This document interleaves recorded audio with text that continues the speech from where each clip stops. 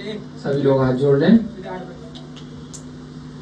नमो अरिहंतारम नमो सेतारम नमो अरियारम नमो वज्रायारम नमो लोए सब साहुरम।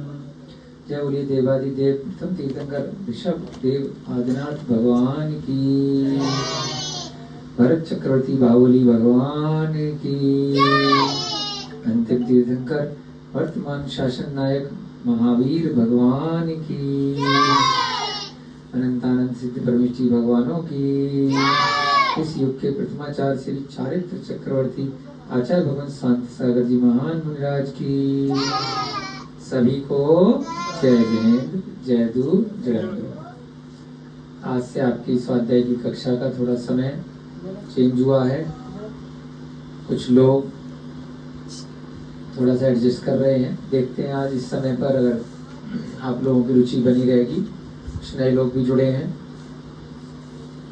उधर से गंगाराम वगैरह कोई बोल देना, जिनको आना होगा वे सभी आ सकते हैं।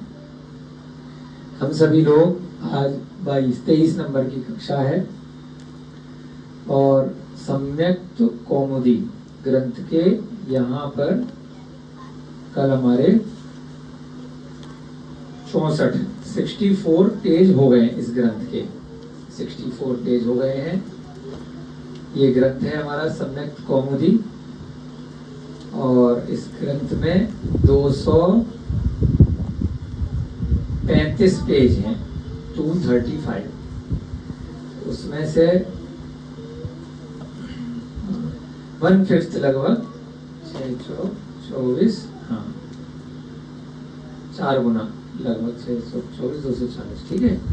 तो 1/4 लगभग काम हो गया है। तो अंदाजा है कि इसी स्पीड से धीरे धीरे चलते रहेंगे तो 23वीं कक्षा में हम 1/4 लगभग कंप्लीट कर चुके हैं। तो अंदाजा है कि अगर इसी स्पीड से चले तो 100 कक्षाएं लग जाए या 90 कक्षाएं, तो लगभग 3 महीने हमारा ये स्वाध्याय चलेगा। अभी हम सितंबर 22 आज का दिनांक है अंग्रेजी तिथि के अनुसार, अक्टूबर नवंबर और 3 महीने, लगभग नवंबर में हमारा ये सम्यक्त कौमुदी पूर्ण होने की संभावना है। और आप लोग अगर ज्ञानी जी बन गए, अच्छे से सम्यक दर्शन प्राप्त हो गया तो स्पीड को बढ़ा देंगे, नहीं तो धीरे धीरे करके कछुए की चाल से भी हम अपनी जो गंतव्य स्थान है उस पर भी पहुंच सकते हैं। एक बार सम्यक दर्शन हो गया तो फिर उसके बाद किसी को कोई चिंता नहीं है, धीरे धीरे करके पहुंच ही जाएंगे, ज्यादा जल्दी नहीं है। क्योंकि अनादि काल से हमारी आत्मा न जाने कितने अनंत भव ले चुकी है। जब हमने तब जल्दी नहीं करी, अब क्या दिक्कत है, कम से कम समझ आ गई, रास्ता मिल गया तो मंजिल तक पहुंच ही जाएंगे। और जब तक रास्ता नहीं मिला था, भूल भुलैया में घूम रहे हैं भटक रहे हैं, है ना, अन्य मार्ग को ही मंजिल समझ रहे हैं और कुमार्ग में बार बार पतन कर रहे हैं। इतना हमें तो देखो कंफर्म हो चुका है, बाकी आप लोगों का पता नहीं, है ना, कि यही मोक्ष का मार्ग है। अगर हमारी बात पे विश्वास करते हो तो हमें जिनकी बात पे विश्वास है तो तुम भी कर लो। कहते हैं ना कि भाई माता पिता की बात पे विश्वास है, गुरुजन की बात पे विश्वास है, दोस्त की बात पे विश्वास है, तो दोस्त जिसकी बात पे विश्वास कर रहा है तो उस पर भी कर लो। तो हमें तो पिछले कुछ वर्षों में गुरुओं की कृपा से, इस स्वाध्याय के फल से, निरंतर गहन चिंतन से, अध्ययन से और साथ साथ जो आज के समय में प्रोफेशनल कोर्सेज भी आ गए हैं जैन दर्शन के, तो परम सौभाग्य प्राप्त हुआ कि जैन दर्शन में हमने एमए भी करी, फिर पीएचडी भी पिछले वर्ष कंप्लीट कर ली, प्राकृत में भी डिप्लोमा किया, जैन दर्शन के कई सारे कोर्स कर लिए। तो बहुत सारे विशेषज्ञ महानुभाव हमारे गुरुजन रहे। डॉक्टर एकांत जी का भी बड़ा विशेष सानिध्य मिला, सागर सर का भी, बहुत सारे गुरुजनों, बहुत सारे आचार्यों का आशीर्वाद प्राप्त हुआ, उनसे सीखने को मिला। अभी इसी हफ्ते पांडुलिपि विज्ञान का एक 6 महीने का कोर्स चालू हो रहा है लाल बहादुर शास्त्री संस्कृत विद्यापीठ से, तो उसका भी रजिस्ट्रेशन अभी 8-10 दिन, 10 तारीख को अंतिम तिथि थी, तो 10 तारीख को कराया है। तो कुछ ना कुछ रुचि बनी रहे हमारी भी और आप लोगों की भी। तो निरंतर अगर स्वाध्याय करते रहेंगे तो सम्यक दर्शन पक्का होता रहेगा। तो हमारी बात पर थोड़ा भी विश्वास करते हो तो इसको थोड़ा ट्राई करके देख लेना। इसमें कुछ भी असत्य नहीं है, झूठ नहीं है। अगर अपना कल्याण चाहते हो, अपनी भलाई चाहते हो, तो सबसे बड़ी भलाई मोक्ष मार्ग में है। व्यवहार में सांसारिक रूप से कल्याण को लोग समझ लेते हैं कि रुपया पैसा मिल गया, सुख संपत्ति मिल गई, धनाढ्य हो गए, धन धान्य प्राप्त हो गए, रोग इत्यादि दूर हो गए तो कल्याण हो गया मेरा। परंतु वह भी सच्चा कल्याण नहीं है, क्षणिक है। भौतिक सुख, इंद्रियों के सुख, पंच इंद्रिय की विषय वासनाएं, अगर उनकी तृप्ति हो भी जाती है तो वह शाश्वत नहीं होती, परमानेंट नहीं है, स्थायी नहीं है, क्षणिक है, थोड़े समय के लिए होती है। कुछ रुपए पैसे की जरूरत हुई, हमारे रमेश भैया जी हैं, काम करते हैं, 3000 रुपए 5000 रुपए मिल गए, 2-4 दिन में फिर खत्म हो जाएंगे, फिर जरूरत पड़ जाएगी। भोजन की जरूरत पड़ी आप सभी को, हमको, खा लिया, तो 4-6 घंटे बाद या 24 घंटे बाद फिर पेट खाली हो जाए, फिर जरूरत पड़ जाएगी। तो यह कोई स्थायी नहीं है। जो हमारा भोजन है, जो हमारी इंद्रियों की तृप्ति है, चाहे वह स्पर्श इंद्रिय के लिए हो, कुछ चीज को आपको ठंडी ठंडी अच्छी लग रही है ना, गर्मी में, और गर्मी के दिनों में ठंडी वस्तु अच्छी लग रही है और ठंडी के दिनों में गर्म चीज अच्छी लग रही है। गर्मी में अगर आपको गर्म हीटर के आगे बैठा दिया जाए तो अच्छा लगेगा क्या? उल्टा हो जाएगा। तो ये स्पर्श इंद्रिय के लिए हमारी एक क्षणिक तृप्ति है कि गर्मी में हमें ठंडी वस्तु चाहिए और ठंडी में गर्म चाहिए। ऐसे स्थान से निकल रहे हैं जहां बहुत तेज बदबू आ रही है, तुरंत मुंह पे कपड़ा लगाया, कुछ किया। घ्राण इंद्रिय के लिए, घ्राण बोलते हैं ना, बड़ी अच्छी खुशबू आ रही है पुष्पों की, क्या आनंद आ रहा है, स्पर्श। फिर दूसरी रसना, खाने के लिए रसगुल्ला है, बहुत लोगों को पसंद आता है, मिठाइयाँ पसंद आती है, गुड़ मीठा पसंद आता है, गन्ने से बनी कोई भी ऐसी चीज है, काजू पसंद आते हैं, हमें बहुत पसंद है। तो रसना इंद्रिय के कारण से क्षणिक है। हर समय हर चीज जीभ को अच्छी लगेगी। जब पेट भरा हुआ होगा तो आप एक लेवल के बाद कहोगे बहुत हो गया। स्पर्श, रसना, घ्राण, और चौथी चक्षु इंद्रिय, आंखें। आंखें को कोई चीज देखने में अच्छी लग रही है, कहीं बढ़िया हिल स्टेशन पे कोई क्या बढ़िया सीन है, समुद्र देखने गए हैं, है रविकांत जी? तुम भी तो गए थे बम्बई, ये भी गए थे ना?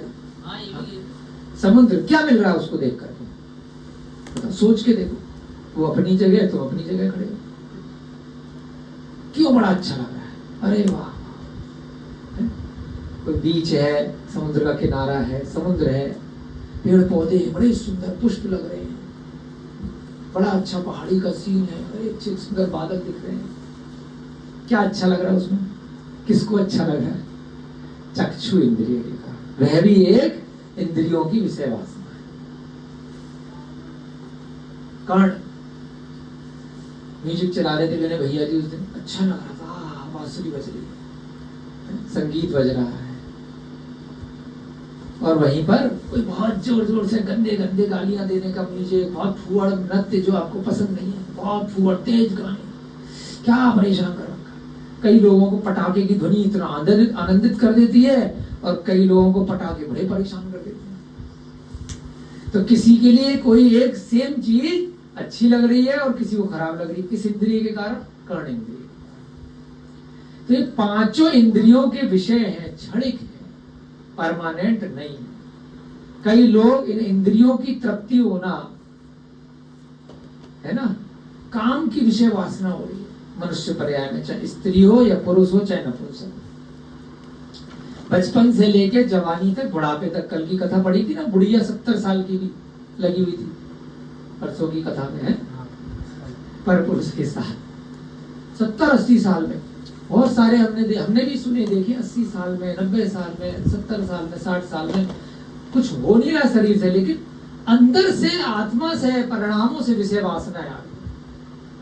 आजकल वीडियो की सुविधाएं हैं तो बूढ़े बूढ़े लोग देख रहे हैं, अपाहिज लोग भी देख रहे हैं, क्योंकि अंदर से इच्छा हो रही है, काम वासना। तो ये सब बच्चों में भी हो रही है, बड़ों में भी हो रही है, बूढ़ों में भी हो रही है। अनादि काल के संस्कार बहुत समय के हमारी आत्मा में भरे हुए हैं। न केवल मनुष्यों को, पशु पक्षियों में भी ये काम वासनाएं रहती है। कई बार समझ में नहीं आता, हमारे यहाँ पे पशु अस्पताल चल रहा है, समझ में नहीं आता था कि खरगोश आया, अकेला आया है घायल, दूसरा खरगोश है नहीं, बाद में कोई दूसरा भी आ गया 10 दिन बाद, तो 2 हो गए। तो चलो मनुष्यों में, भाई स्कूल में आजकल शिक्षा में बताया, किसी दोस्त ने बताया, किसी जब बड़े हो गए तो शादी हो गई तो किसी बड़े लोगों ने बताया, गुरु ने बताया कि भाई बच्चे कैसे होते हैं, आगे संसार कैसे बढ़ता है। तो इन जानवरों को कैसे पता चला, जब कोई इनका अड़ोसी पड़ोसी तो था नहीं बताने वाला? पक्षियों को अचानक से कैसे पता चल गया? वो दोनों खरगोश बच्चे कैसे करने लग गए? अलग अलग जगह से आए हैं, छोटे से बच्चे आए हैं, तोता आ गए, बहुत सारे, समझ में नहीं आता। फिर आचार्य विहर सागर महाराज जी से किसी ऐसी विषय में स्वाध्याय चल रहा था, तो वहां प्रसंग आया, वो जो खरगोश है, वो जो हम हैं, वो जो विजय है, वो जो विनय है, 84 लाख योनियों में बार बार पैदा जमाने कितनी बार हो चुकी है। तो जैसे ही वह खरगोश दोबारा से उस योनि में जाता है, हजारों लाखों जन्मों के बाद, तो उस आत्मा में उस योनि के जो संस्कार होते हैं, जो भरे हुए हैं, उन अनादि काल के संस्कारों के कारण उसको सब कुछ पता हो जाता है। ये काम का जो संस्कार है, वासनाओं का जो संस्कार है, संसार में वृद्धि का जो संस्कार, क्योंकि वो तो हम अनादि काल से मिथ्या दर्शन के साथ कितनी बार कर चुके हैं। जो सम्यक का संसार है, जो मोक्ष मार्ग का संसार है, जो वैराग्य का संसार है, जो निर्ग्रंथ मुनि बनने का, वो कभी नहीं मिला था। इसलिए वह जगाना पड़ता है, या तो सच्चे गुरु के सानिध्य में, या जिनवाणी के सानिध्य में, या कोई निमित्त मिल गया तो साक्षात केवली भगवान के सानिध्य में अरिहंत परमेष्ठी का समोसरण आपके नगर में आ जाएगा। तब वह सम्यक दर्शन का संस्कार पहली बार ही मिला करता है। और एक बार सम्यक दर्शन प्राप्त हो गया रविकांत जी, एक बार बस प्राप्त करना है, उसके बाद अनंत पिछले भवों को भूल जाओ और बहुत अधिकतम, साधारण तौर पर अधिकतम 10 भवों में लगभग आपको मोक्ष मिल सकता है, अगर लगे रहे सम्यक दर्शन के बाद। बहुत ज्यादा समय नहीं रह जाए। अरे 10 भव किसने देखा है? अरे कितने भव तो बिताया है, कीड़े की पर्याय में, पशु पक्षी की पर्याय में, नरक गति में, त्रियंच गति में, मनुष्य भी कितने बार बन लिए। कोई बात नहीं, 10 भव और इंतजार कर लो पीछे के। जब से ये संसार है, जब से मैं और तुम हैं, कोई भी नई आत्मा नहीं बनती है, कोई भी पुरानी आत्मा खत्म नहीं होती। न आत्मा मरेगी, न नई आत्मा पैदा होगी। जब से यह ब्रह्मांड है, जब से यह 3 लोक है, जब से हम सबकी आत्माएं हैं, सिर्फ शरीर बदल रहा है, कभी मनुष्य, कभी त्रियंच, कभी नरक, तो कभी देव पर्याय। बार बार अलग अलग पर्याय को हम लोग धारण करते हैं। उत्पाद, व्यय और द्रव्य गुण के कारण कुछ ना कुछ उत्पत्ति होती रहती है, कुछ ना कुछ हटता रहता है, कुछ ना कुछ द्रव्यता उसमें हमेशा रहती है। तो आत्मा हमारी सबकी है, बदलती रहती है। पर्याय की दृष्टि से हम सभी सज्जन जो यहाँ उपस्थित हैं, जो वहां हैं, जो पूरे संसार में जो दिखाई नहीं भी दे रहे हैं, वो सभी हमारे कुछ न कुछ नाते रिश्तेदार, भाई बंधु मित्र शत्रु, पिता माता दोस्त पुत्र पुत्री सब बन चुके हैं किसी न किसी तरीके से, किसी न किसी रूप में। तो हमें आगे बढ़ने के लिए बस विश्वास करना है। कुछ लोग नए भी आए हैं आज, उनका परम सौभाग्य है। अच्छे से जुड़े और ध्यान मग्न होकर के आगे की कथा को हम लोग सुनेंगे। यहाँ पर सम्यक्त कौमुदी में जो कथा चल रही है, राजा अपने मंत्री की बात को मान गया है। राजा का नाम है उदितोदय और मंत्री का नाम है सुबुद्धि। उस सुबुद्धि मंत्री ने उस राजा को एक दूसरे मंत्री और राजा की कथा समझाई है, यमदंड लोकपाल की और यशोधन राजा की 7 कथाओं के माध्यम से बताया है कि किस प्रकार से राजा ने एक गलती करी और उसके कारण से क्या होगा। कोई बात नहीं, बोलो क्लास के बाद कर लेंगे, कोई दिक्कत नहीं है ना।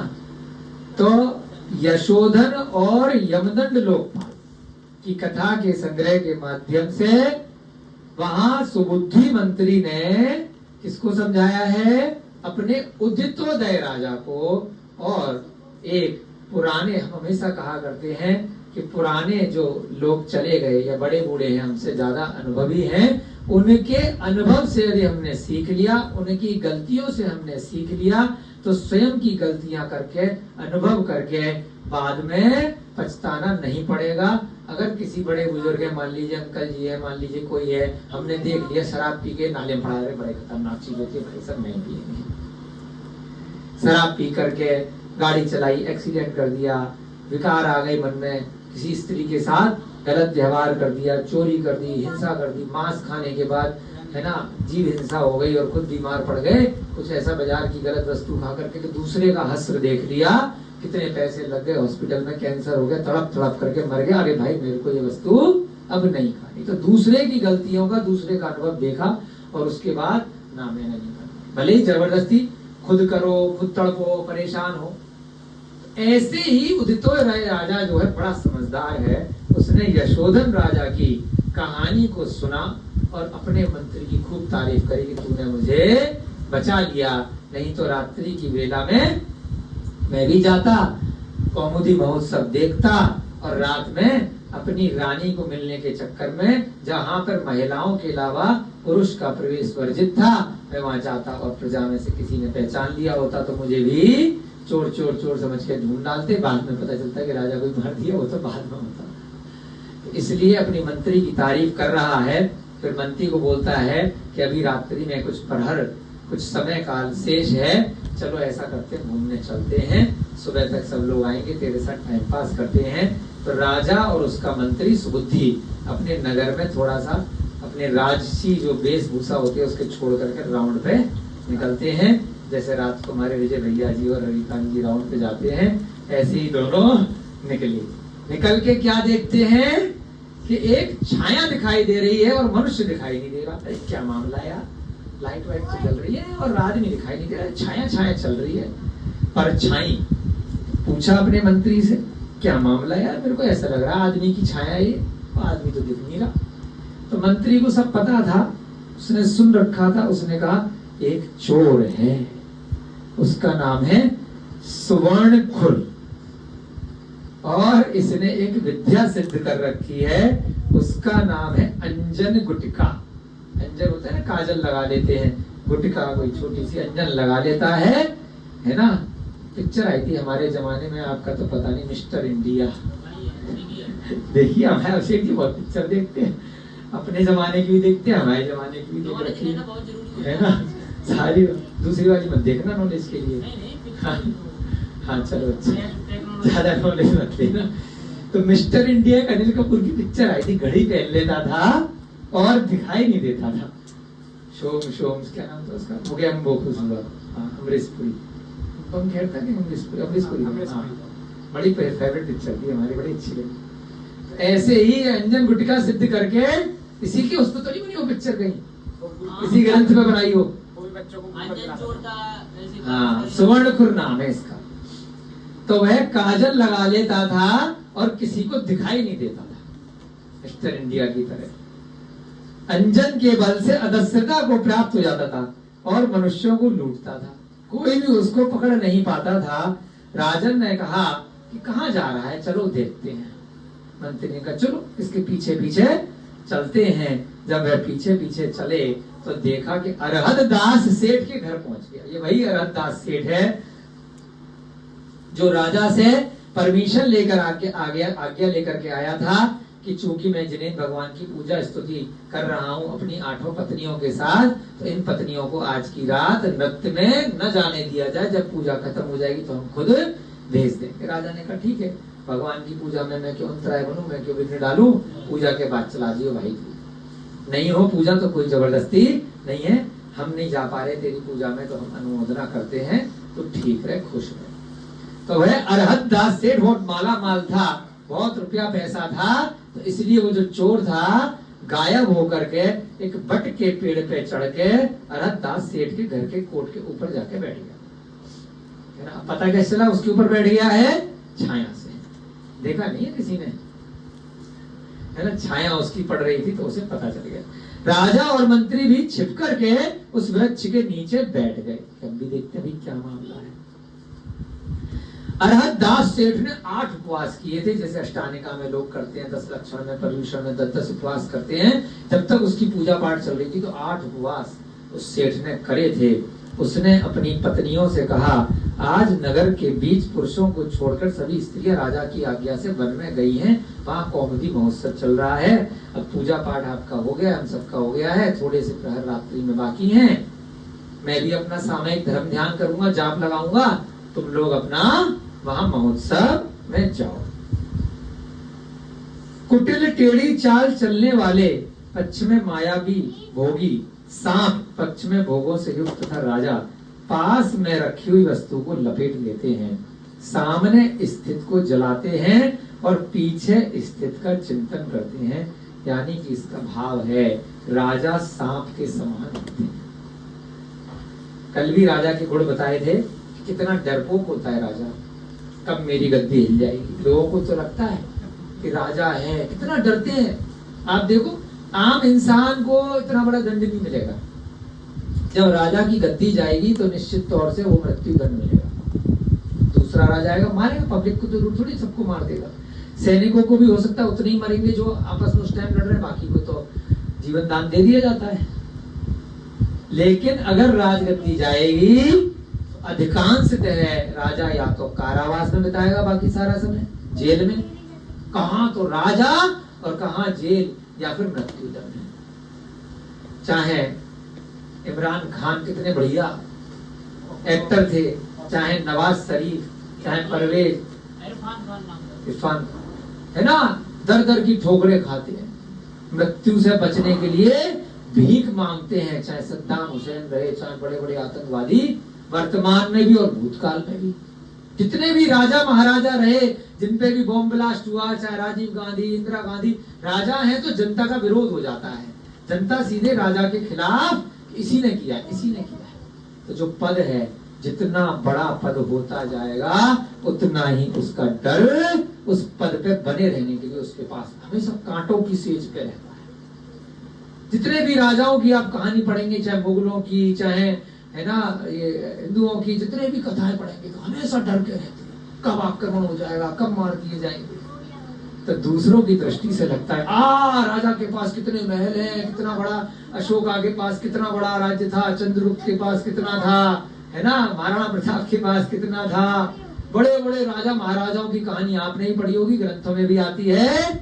जैसे ही कोई ना कोई, कितने दिन आनंद ले पाते हैं, कुछ महीने, कुछ साल, पूरी जिंदगी मेहनत करते हैं, कितनों को मारते हैं, कितने अत्याचार करते हैं, इतनी मुश्किल से वह राजपद मिलता है और पद मिलते ही फिर पता चलता है कब हिल जाएगी सीट। अपने अंदरूनी झगड़े, अपने यहाँ मंत्री सेनापति, अपने ही यहाँ छल कपट के कितने सारे लोग, अपने ही परिवार के कितने लोग, बड़े भाई को बना दिया तो छोटा भाई परेशान, चाचा भतीजा में सब परेशान, कि मुझे मिलनी चाहिए थी, मुझे मिलनी चाहिए थी। सारे रिश्तेदार परेशान, सब दूर दूर से सलाम ठोक रहे हैं, जी हजूरी कर रहे हैं, लेकिन अंदर क्या चल रहा है? मैं कब राजा बनूंगा, मैं कब उस गद्दी पे बैठूंगा। तो प्रति समय षड्यंत्र। कभी भी कोई राजा, वर्तमान में कोई मंत्री खाना नहीं खा पाता। 10 बार खाना खा के आते हैं लोग प्रधानमंत्री मोदी का। इतनी बार चेक होता है, 1 चम्मच खाने के लिए पहले 50 आदमी खाएंगे। मुंह से निवाला निकाल लेते हैं चम्मच का कि पहले मैं चखूंगा, इसका सारा परीक्षण होगा केमिकल से 100 बार। कब कौन जहर दे दे। कहां चंद्रगुप्त इतने बड़े राजा, कहां रोज विष लेते थे डेली। चंद्रगुप्त की पत्नी ने गलती से उसकी खीर खा ली, गलती से मर गई, क्योंकि जहरीले थे।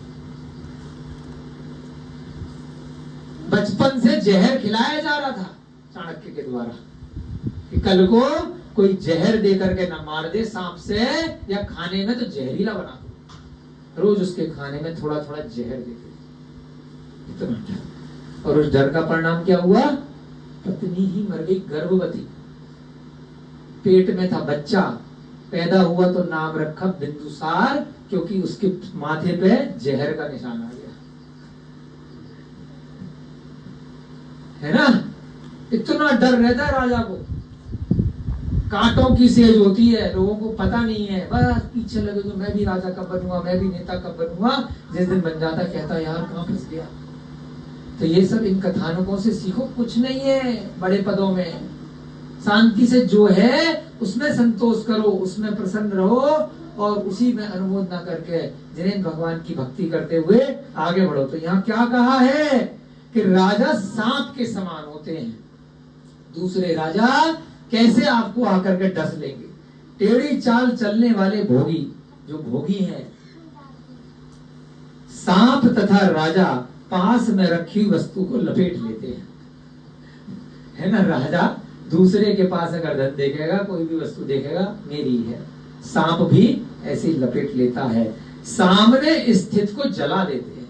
एक बड़ा राजा दूसरे छोटे राजा को झेल नहीं पाता है कि ये मेरे सामने इसका दूसरा राज्य है, ये कब मेरे पे आक्रमण कर दे। हमेशा चिंतन किस पे लगा रहेगा राजा का कि भाई दूसरे राज्य को अपने राज्य में कैसे मिलाऊं। शांति से वो रह नहीं पाता है। सांप का डसा हुआ मनुष्य तो मणि, मंत्र, औषध के द्वारा स्वस्थ होता देखा गया है। सांप ने किसी को डस लिया विजय भाई, तो कहीं ना कहीं कोई उपचार मिल जाएगा। हमारी रिंकी मैडम को भी डसा था तो जी बच गई, उपचार हो गया। मणि से भी हो सकता है, मंत्र से भी हो सकता है, औषधि से भी हो सकता है, अलग अलग समय पे जो आपको मिल जाए। आपके पुण्य कर्म हुए, आयु कर्म बचा हुआ, तो सांप का काटा हुआ तो बच जाएगा। परंतु कितनी बड़ी बात यहाँ बोल दी, राजा का काटा हुआ, राजा का डसा हुआ फिर कभी खड़ा नहीं होते देखा गया। राजा के बारे में बात हो रही है कि अगर वर्तमान में प्रधानमंत्री, राष्ट्रपति या कई देशों के राजा महाराजा आज भी चल रहे हैं कि राजा अगर किसी के खिलाफ हो गया तो दोबारा वह जीवित नहीं बचेगा, उसके खिलाफ ऑर्डर पास कर दिया जाएगा कि इसको फांसी दे दी जाए, उसको निपटा दिया जाए।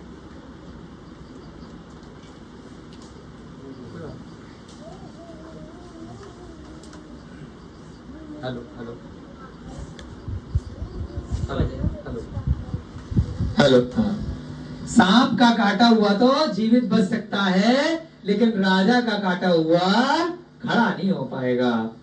राजा, अग्नि, गुरु और स्त्री, ये 4 पदार्थ अत्यंत निकटवर्ती हो तो विनाश के लिए होते हैं। अगर जरूरत से ज्यादा नजदीकी रखोगे ना राजा के साथ तो दिक्कत आएगी।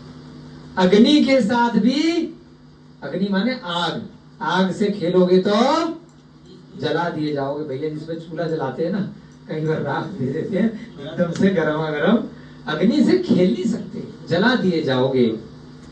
गुरु क्या बोला यहाँ, तो कमाल की चीज बोल दी उन्होंने। गुरु से भी अत्यंत निकटवर्ती नहीं होना चाहिए। कमाल है, नई शिक्षा मिल गई हमारी। नहीं तो गुरु और शिष्य का जो संबंध है वह नहीं रह पाएगा। गुरु से अगर दोस्ती कर ली तो दिक्कत आ जाए। हमें नहीं पता तो नया ज्ञान मिला है आज का ये भी सम्यक दर्शन में। क्योंकि गुरु से फिर आप कुछ भी बताओगे, कुछ भी गले में हाथ डाल के घूमोगे, गुरु के आज्ञा का पालन नहीं करोगे तो या तो गुरु का विनाश हो जाएगा या शिष्य का विनाश हो जाएगा। तो गुरु और शिष्य एक सम्मानजनक स्थिति में रहें। माता और पुत्र, पिता और पुत्र दोस्ती नहीं कर सकते, उनका अलग संबंध है। ऐसे ही मित्र मित्र का है, ऐसे ही राजा और मंत्री का है। ज्यादा निकटवर्ती रहेंगे तो विनाश हो जाता है। स्त्री से भी ज्यादा निकटवर्ती रहोगे। भाई साहब 4 लोग हैं, आप सुन के कल कह चुके। स्त्रियों के भी ज्यादा निकटवर्ती रहोगे। वही सब ग्रंथ में लिखा है, हम नहीं कह रहे, ठीक है, हमें मालूम नहीं था तो दूरी बना। अपनी पत्नी से भी हर बात शेयर मत करो, अपनी माता से भी, अपनी पुत्री से भी, क्योंकि इनके अंदर कुछ स्वभावगत कुछ प्रॉब्लम होती है, कुछ कमी होती है। वो कब कहाँ क्या बोल दें उन्हें भी नहीं पता और आपके लिए दिक्कत हो जाएगी। आपकी घर की बात कहाँ जाकर है ना। एक आई हमारे मंदिर आती है, उन्होंने अपने पति के व्यापार की कोई बात पति के मित्र को बता दी। ऐसी बातचीत में मित्र की पत्नी को, जो उनके व्यापार में प्रतिस्पर्धा वाले होंगे, कंपटीशन में होंगे, नॉर्मल गप्पे मारते मारते फोन पे बता। बाद में झगड़ा इतना बढ़ गया जब पति को पता चली उसकी कोई सीक्रेट बात थी व्यापार की, वहां पहुंच गई। उसके बाद भी बड़े लड़ाई झगड़े हुए। उन्होंने बताया तो फिर हमने कुछ नंबर वगैरह के मंत्र वगैरह दिए। 1-2 महीने बाद उनका फिर आया कि भाई ठीक हो गया सब। हर चीज का उपाय है लेकिन समय के हिसाब से है, सब पे नहीं होता। हमारे जीवन में समस्या आती है तो हमारे मंत्र कोई काम नहीं आते, है ना। ये मंत्र जो होते हैं, चाहे भक्तांबर के हैं, चाहे नमोकार के हैं, सारे मंत्र हैं। जब स्वयं के ऊपर कोई विपत्ति आती है तो कोई काम नहीं आते, क्योंकि इतनी टेंशन में आदमी होता है। दूसरे को होते हैं प्रवचन देने के लिए। जब स्वयं के जीवन में कोई परेशानी आ रही तो भूल जाता है, वो गुस्सा भी करता है, क्रोध भी करता है। हाँ, जब सम्यक दर्शन बहुत पक्का धीरे धीरे होता चला जाता है तो कषायों में निम्नता आती है। समता भाव धारण करने के कारण से वे विपत्ति धीरे धीरे करके समय निकालने के साथ दूर हो जाती है। अपन क्या सोचते हैं, अच्छा समय भी निकल गया था, ये बुरा समय भी निकल जाएगा। परिणामों में शांति रखो, परिणामों में शांति रखो। जिनेंद्र भगवान का नित्य प्रति स्मरण करते रहो, स्वाध्याय निरंतर करते रहो।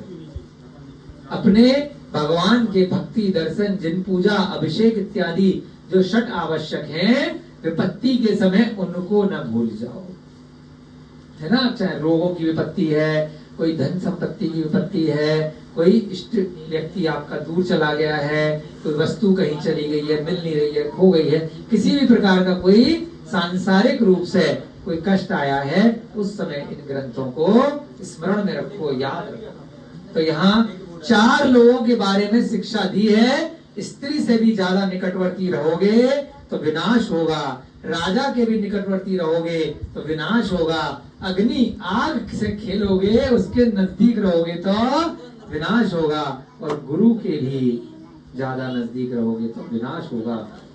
दूरवर्ती हो तो फल देने वाले नहीं होते। क्या बात बोली है। इन 4 लोगों से बहुत ज्यादा दूर भी नहीं रहना आपसे। पूरी शिक्षा तो ले लो जल्दी। अरे लगा देंगे, कोई सुनो। अच्छा कोई बात नहीं, काय की आवाज आ रही है, कोई बात नहीं, 1 मिनट का काम है बस। परेशान बंद कर ले, खड़े कर बस। 1 मिनट लगाना, अपने इसमें लगाना जल्दी।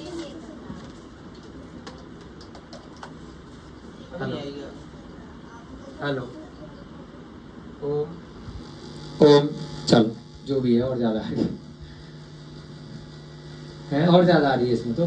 नया वाला चार्ज लगा दो, नया वाला जो लगाया है क्यों आ रही है, नंबर दूसरा हो गया, वो नंबर। कोई बात नहीं, अब क्लास चल रही है, बीच में डिस्टर्ब मत करो, जल्दी से।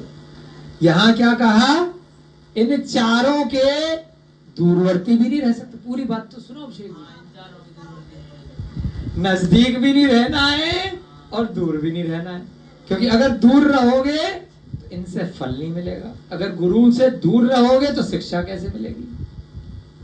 भाव समझो क्या कहा है, अगर इन चारों से दूरवर्ती रहोगे तो फल देने वाले नहीं होते। अतः मध्यम भाव से इनकी उपासना करना चाहिए, ना बहुत ज्यादा दूर ना बहुत ज्यादा पास। इसको ऐसे मत नापना कि सेंटीमीटर में बता दो, फुट में बता दो कि कितने दूर बैठना है। बैठने की बात नहीं हो रही है, खड़े होने की बात नहीं हो रही है कि कितने किलोमीटर दूर रहना है कि कितने इंच दूर रहना है ना। भावों की बात हो रही है, परिणामों की बात हो रही है कि सारी गुप्त बातें भी स्त्री को नहीं बतानी है और कुछ ना भी बताओ ऐसा भी नहीं करना है। केवल स्त्री के पीछे पागल भी नहीं हो जाना है ना, कि भाई स्त्री के अलावा बस 24 घंटे उससे चिपके हुए हो या 24 घंटे उसको दूर रह करके उसको देख ही नहीं रहे हो, तलाक ले करके बैठ गए, ऐसा काम भी नहीं करना है ना। जो सुनियोजित, जो विवेक के अनुसार, जो बुद्धि के अनुसार हमें कितनी दूरी पत्नी के साथ बनानी है और कितनी नजदीक बनानी है, कितनी बात बतानी है, कितनी नहीं बतानी है, उस हिसाब से अनुभव के आधार पर, ज्ञान के आधार पर, बिना किसी और को देखा देखी, जो सुनियोजित है, जो सही है, उतनी दूरी गुरु से बनानी है। गुरु के सर पे बैठ जाओगे, उनको परेशान करोगे, पागल हो जाएंगे, इससे जरूरत से ज्यादा घुसे जा रहा है, तो इरिटेट हो जाएंगे, शिक्षा देना बंद कर देंगे। और बहुत दूर रहोगे, लास्ट बेंच पे बैठे रहोगे तो समझ में ही नहीं आएगा, शिक्षा मिलेगी गुरु से कुछ न कुछ नजदीकी। तो यहाँ क्या कहा, मध्यम भाव से इन चारों के पास रहना है।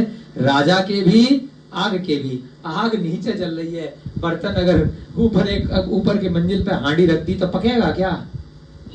खीर बनेगी या खिचड़ी बनेगी क्या? एक सही दूरी पे। और अगर अंदर घुसा दिया तो जल जाएगी। कितना अच्छी अच्छी सीख दे रखी है, समझो तो सही। इसलिए हमें स्वाध्याय करके समझाने में आनंद आता है, क्योंकि उसको एक्सप्लेन कर पाते हैं। नहीं तो पढ़े और आगे बढ़े, पढ़े और आगे बढ़े, फटफट फटफट, ना आपको मजा ना हमें मजा। तो हमें तो बहुत आनंद आ रहा है, आपका आए नहीं आए हमें नहीं पता। हमें तो बहुत आ रहा है ना। इन चारों के थोड़ा दूर रहोगे, नीचे चूल्हा जलेगा तो गैप चाहिए ना, उसमें घुसा सकते हो, बनाते हो ना बर्तन पे, अंदर घुसा दोगे तो जल जाएगी, पकेगी नहीं। ज्यादा ऊपर रख दोगे तो नहीं पकेगी। मध्यम भाव। उन स्त्रियों ने कहा, ये क्या बता रहा है, कौन बता रहा है? अरहद दास सेठ ये जो बात बता रहा है अपनी पत्नियों को। क्यों? क्योंकि राजा है, बोल के तो भले ही गया है कि अपनी पूजा पाठ कर लो। बाद में 4 दिन बाद पता चलेगा कि पूरे नगर में सबकी पत्नी गई थी, मेरी नहीं गई थी। और शाम को पूजा खत्म हो गई थी, भले ही उसने परमिशन दे दी है, लेकिन बाद में कब सांप की तरह परेशान करे। अब पूजा खत्म हो गई है, हमने पूजा भी कर ली, काम भी हो गया, अब थोड़ी देर के लिए चले जाओ, अपनी बात रह जाएगी, है ना। समझ रहे हो? काम पूरा हो गया, आप मान लीजिए छुट्टी लेकर के गए, कहीं मेरठ गए, कहीं मुजफ्फरनगर गए, हस्तिनापुर गए, और आपने बोला था कि भाई मैं शाम तक आऊंगा, रात तक आऊंगा। दोपहर में आपका काम हो गया और हमने आपको बोला था ये कार्यक्रम पूरे दिन चलेगा, जब समय मिले तो आ जाना। आपने क्या सोचा, यार ये मालिक है, बॉस है, किसी से पता चल जाएगी कि मैं काम पूरा हो गया और शाम को मैं पिक्चर देखने चला गया, कि 4 घंटे बचे हैं भाई, पिक्चर देखने मत जाओ, छुट्टी तो पूरे दिन की लेके गए थे, आप आ जाओ। उससे वे खुश हुआ कि चलो बड़ा अच्छा आदमी है ना। अपना काम भी कर लिया और राजा की आज्ञा भी रख ली है। अरहत दास सेठ अपनी पत्नियों से कह रहा है काम पूरा हो गया, कब बिगड़ जाए बाद में, कब पता चले उसको है कि इसका काम हो गया था और बाद में पिकनिक मना रहा था, घूम फिर रहा था गर्लफ्रेंड के साथ, दोस्तों के साथ, और व्हाट्सएप पे स्टेटस भी लगाया था। मुझसे कह रहा है कि बड़े काम से गया था, प्रवचन चल रही थी, मंदिर की पूजा चल रही थी, और वहां पे बीच पे स्विमिंग पूल में नहाने के स्टेटस लग रहे हैं। वाह बेटा वाह, अब बताऊंगा तेरे को, है पागल है हम, खुद ही लगा रहा फेसबुक व्हाट्सएप पे स्टेटस, दुनिया को तो बता रहा है, सोच रहा राजा पागल है। राजा के बहुत खबरी है, तेरे ही दोस्त आकर के दिखा देंगे कि वहां गया था, आपको पागल बना रहा था। तो उसके बाद खून खोलेगा, विश्वास खत्म होगा, तो इसलिए पहले ही जाकर के उसका भी आधा काम कर दो, अपना भी काम कर दो। स्त्रियों ने कहा, भो स्वामिन हम लोगों के आज 8 उपवास हो चुके हैं। उपवास के दिन धर्म को छोड़कर वन क्रीड़ा के लिए कैसे जाएं? आपने भी 8 उपवास करे, हमने भी 8 दिन का फास्ट किया है। अभी भाई पारना वारना करेंगे, आप कह रहे हो खेल कूद करने नाचने चले जाओ। इस प्रकार आप कुछ विचार तो करो। वो दूर की सोच रहा है दास सेठ कि हर चीज को ना तो दूरी रखूंगा राजा से, ना राजा काम निकालना है। पत्नियां कह रही हैं कुछ तो सोचो यार, खुद तो कह रहे हो जाप लगाओगे, बैठ के धर्म ध्यान करोगे, हमें भेज रहे हो है? हम लोगों ने जो उपार्जन किया है वह होगा ही, हम वन में नहीं जाएंगे, हमें नहीं जाना। अभी हमारा देखो अभी 10 लक्षण खत्म हुए, स्टार्ट इतना भक्ति के उसमें म्यूजिक चल रहा था, यहाँ पर इतनी पूजा पाठ कर रहे थे, अर्घ चढ़ा रहे थे, इतना 8 दिन से नॉन स्टॉप पूजा चल रही थी। अभी वहां से भाग निकले नहीं और तुरंत तुम भेज रहे हो कि जंगल में जाके है ना नृत्य करो, वो भी सांसारिक वाला। हम नहीं जा रहे। सारी पत्नियों ने मना कर दिया। राजा भी वहां पे सुन रहा है, देख रहा है, इधर चोर भी बैठा है, सब पब्लिक बैठी है, समझ रहे हो? चोर छत पे बैठा है, इधर राजा मंत्री चोर के पीछे पीछे है, इधर अरहत दास सेठ राजा की सांप के समान बोल रहा है, राजा के सामने कि राजा सांप होता है ना। और राजा चुप करके देख रहा, बड़ी खतरनाक कहानी है भाई साहब। जैसा कि कहा है, अब वो पत्नियां समझा रही हैं। कई बार होता है दीवारों के भी कान होते हैं, साला कोई नोट तो नहीं कर रहा है, कोई लगा तो नहीं रखा है। आजकल तो मोबाइल लगा देते, रिकॉर्ड हो जाता है, बात नॉर्मल कर रहे हैं, रिकॉर्डिंग लगा दी और कहीं की कहीं, अरे यार मैं तो अकेला समझ के बोल रहा था, उसके बाद तूने बोला था, ऐसा बोला था, तेरे मन में विचार थे। अगर रिकॉर्डिंग नहीं होगी, कोई सुन नहीं रहा होगा तो आदमी शरीफ रहता है। और अगर उसने कुछ विपरीत बात बोल दी है तो उसकी गलती नहीं, आप चोरी छिपे रिकॉर्ड कर रहे हो। आपने उसकी बात मोबाइल में रिकॉर्ड करी या इधर उधर करी, तो वो तो ये सोच करके बोल रहा है कि आप वहां नहीं हो, आपको बात पता नहीं चलेगी। आपको पता चल गई तो इसमें सबका दोष है। आपके साथ भी होता है, आप दूसरे की रिकॉर्ड करके 10 बातें बता दोगे कि तूने ऐसे बोला, तो आप भी 10 बात दूसरे की पीठ पीछे कुछ और बोलोगे। सबके साथ है संसार में, तभी तो हम संसार में हैं। हाँ, तभी तो हम स्त्री पर्याय में हैं, तभी तो अनादि काल से एक बार स्त्री एक बार मनुष्य कभी नपुंसक, दुनिया भर के कितने हम पर्याय ले चुके, कितने हम 1 इंद्रिय 2 इंद्रिय 3 इंद्रिय 4 सारे कांड सबने करे। तो दूसरे की गलतियां निकालना बहुत आसान है, और स्वयं कर रहे हैं तो भैया मैं अपने लिए तो उसको श्रेष्ठ ठहराऊंगा, 50 बातों से तर्क वितर्क करूंगा कि मैंने ये सही क्यों किया है। मैं आपकी चोरी पकड़ सकता हूँ और मैंने चोरी कर दी, मुझे पैसे की जरूरत थी, मैं गरीब था, मेरे को बच्चे पालने थे, मुझे ये करना था, काम नहीं था, ये नहीं था, वो नहीं था, 50 कहानियां सुनो। आप उसको गलत कार्य को अपने लिए तो सही ठहराओगे और वही कार्य दूसरे ने कर दिया तो उसके पीछे पड़ जाओगे। हर व्यक्ति के साथ, हर जीव के साथ। जल में डूबो, मेरू की चोटी पर जाओ, युद्ध में शत्रु को जीतो, वाणिज्य तथा खेती और नौकरी आदि की समस्त पुण्य कलाएं सीखो, तथा अत्यधिक प्रयत्न कर पक्षियों के समान विस्तृत आकाश में गमन करो, तो भी इस जगत में न होने योग्य कार्य नहीं हो सकता है। ठीक ही है, क्रियावश पदार्थ का नाश कैसे हो सकता है, अर्थात नहीं।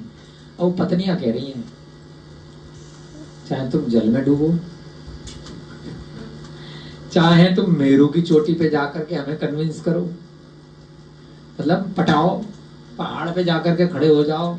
खड़े हो गए थे ना धर्मेंद्र जी, हैं?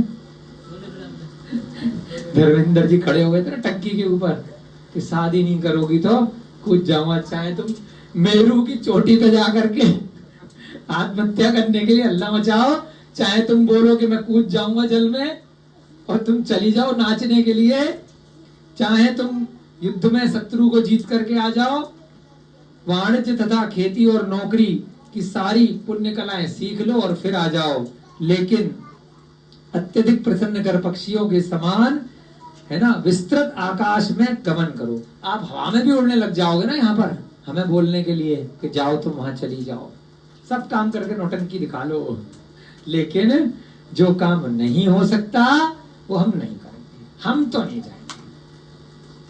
ठीक है। दूसरी बात यह है कि उपवास करने वालों को क्या करना और क्या नहीं करना चाहिए इसका भी निश्चय करना चाहिए। हमने उपवास किया है आज, है ना, चतुर्दशी का, अष्टमी का, अनंत चौदस का, और हमसे कह रहे जाके नाच लो, खुद कह रहे वाह वाह वाह वाह वाह जाप लगे। इतना तो विचार करो कि उपवास करने वाले के साथ क्या करना चाहिए। सुबह उठ करके अभिषेक करके भाई पारणा कराओ या नाचने के लिए भेज रहे हो?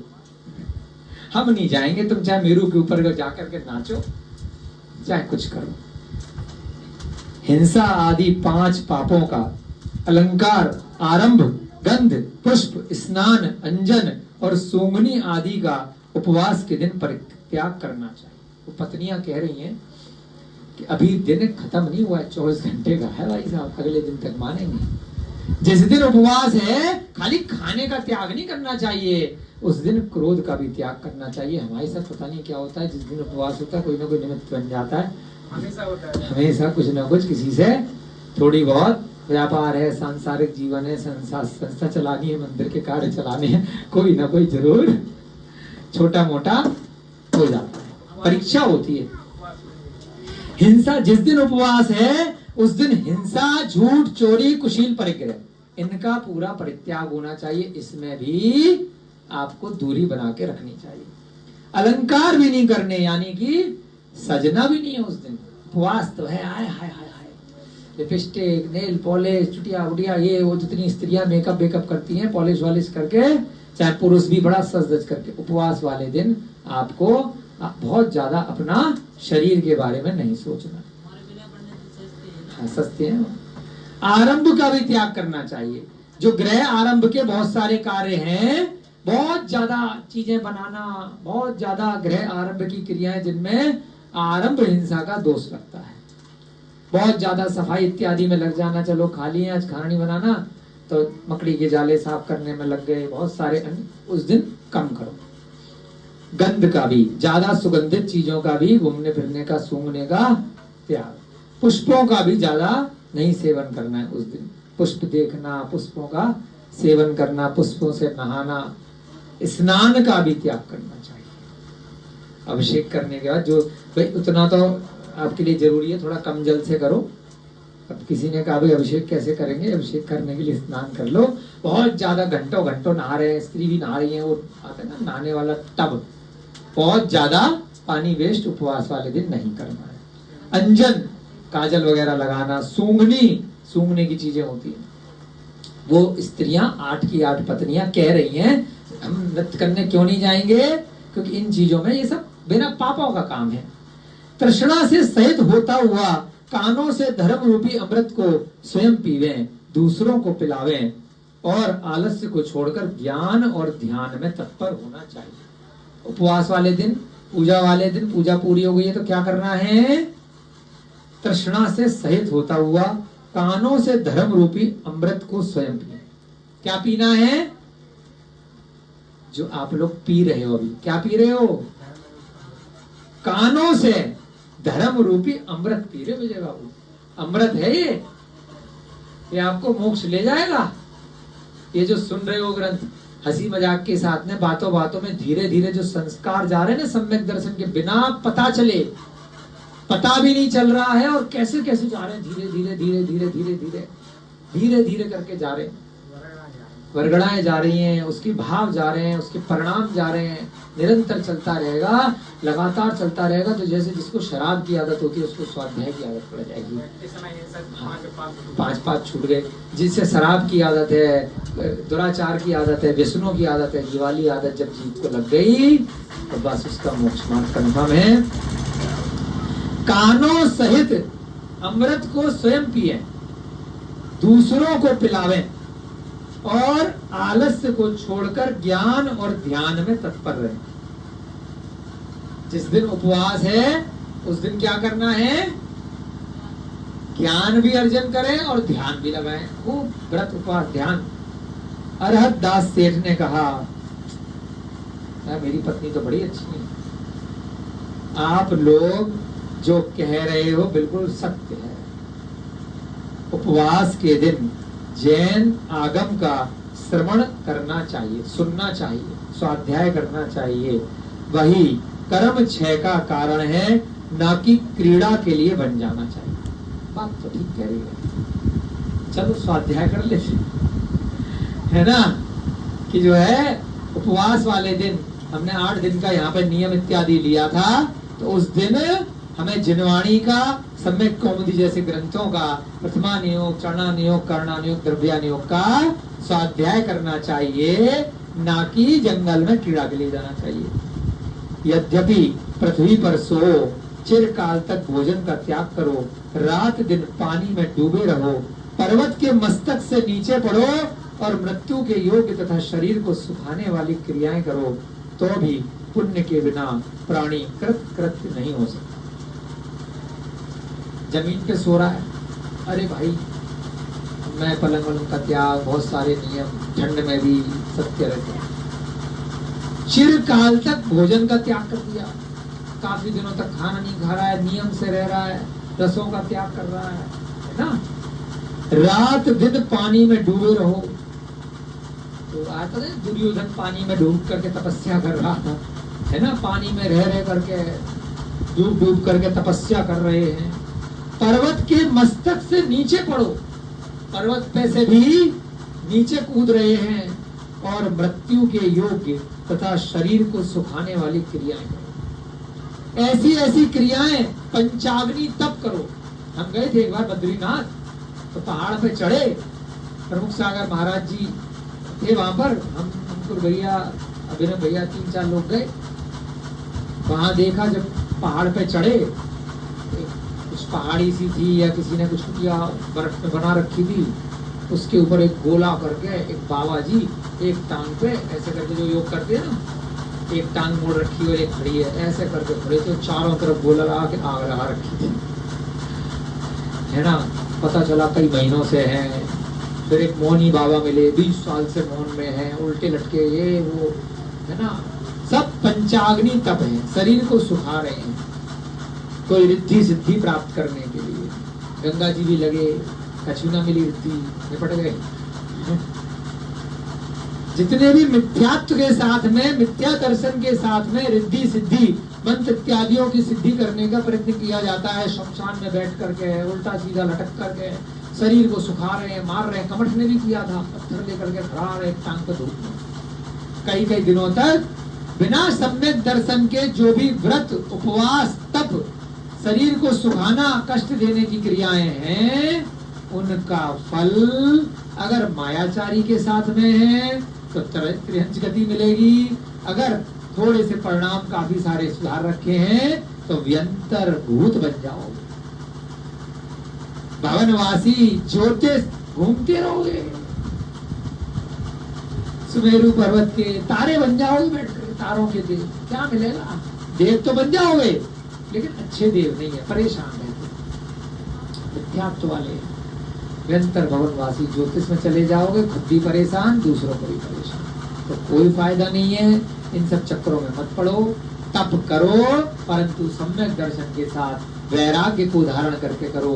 संसार के कष्टों से, संसार रूपी रोग से, जन्म जरा और मृत्यु से स्थायी रूप से समाधान प्राप्त करने के लिए, शाश्वत सुख के लिए 4 प्रकार के जो आनंद हैं, अनंत सुख, अनंत वीर, अनंत, है ना, जो अनंत आनंद, सिद्ध परमेष्ठी भगवानों के जो सुख है, उसके लिए प्रयत्न करो, ना कि सांसारिक सुखों के लिए।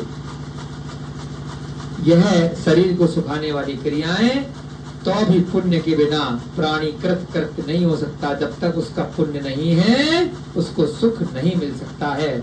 इस जीव ने अज्ञान से जो शुभ अशुभ कर्म किए हैं, उन सबको यह उपवास के द्वारा उस तरह भस्म कर देता है, जिस तरह की अग्नि ईंधन को भस्म कर देती है। बहुत लोग हमसे कहते हैं उपवास क्यों करते हो, है ना, पतले हो गए भैया जी, खाते पीते क्यों नहीं हो, क्यों एक बार खाते, क्यों उपवास करते।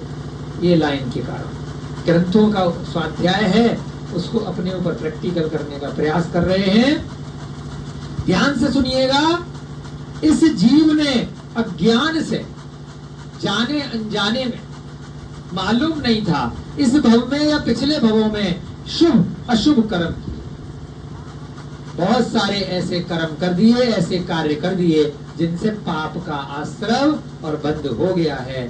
तो उसको यह सम्यक दर्शन के साथ अगर जिनेंद्र भगवान के कहे हुए मार्ग के अनुसार अगर उपवास करता है, व्रत करता है, फास्टिंग करता है, तो उस तरह भस्म कर देता है जिस तरह अग्नि ईंधन को भस्म कर देती है। आग जल रही है तो कोयला काफी देर बाद समाप्त हो जाएगा। गाड़ी में अगर अग्नि जली तो धीरे धीरे करके क्या होगा, जो पेट्रोल डीजल डाला है वह गाड़ी चलेगी और समाप्त हो जाएगा। तो जो भी ईंधन है वह रखा रहेगा। भस्म कैसे होगा, जब अग्नि जलेगी, जब उसका प्रयोग होगा। तो उपवास रूपी जो तप रूपी अग्नि है वह पूर्व काल में जो भी आपने पाप कर्म किए हैं उनको भस्म कर देती है, उनको जला देती है। इसलिए व्रत उपवास शक्ति तस अगर किए जाएं, जितनी शक्ति है उसके अनुसार, तो धीरे धीरे करके आपकी चेतना में वृद्धि करते हैं, आपके सम्यक दर्शन में वृद्धि करते हैं और कर्म निर्जरा का कारण है।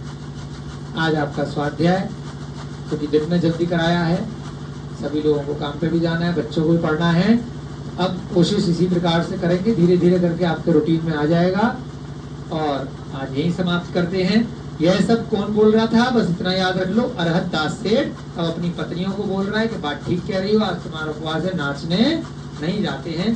पीछे रह करके मंत्री और राजा सुन रहा है, उधर चोर भी यह सारी बातें सुन रहे हैं। और इन कथानकों से, इन वार्तालाप से हम भी कुछ न कुछ सीख रहे हैं, शिक्षा को ग्रहण कर रहे हैं। इसी प्रकार से हमारे भी सम्यक दर्शन, सम्यक ज्ञान में वृद्धि हो।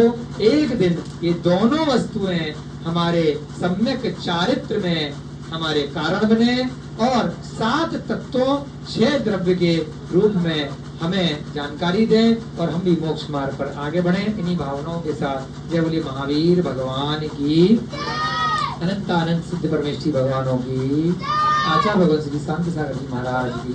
सभी को जय जिनेंद्र, जय दूज।